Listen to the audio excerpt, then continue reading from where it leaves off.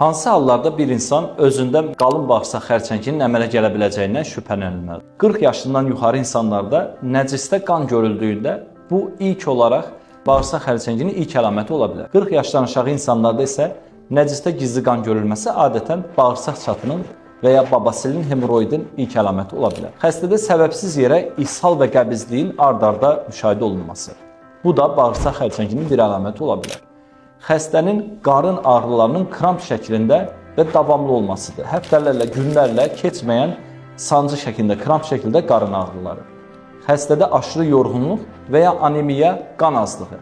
40 yaşından yuxarı insanlarda yeni əmələ gələn anemiyanın, yəni qan azlığının ciddi yanaşılmasının ən böyük məqsədi ilk bağırsaq xərçənginin ilk əlaməti olmasıdır.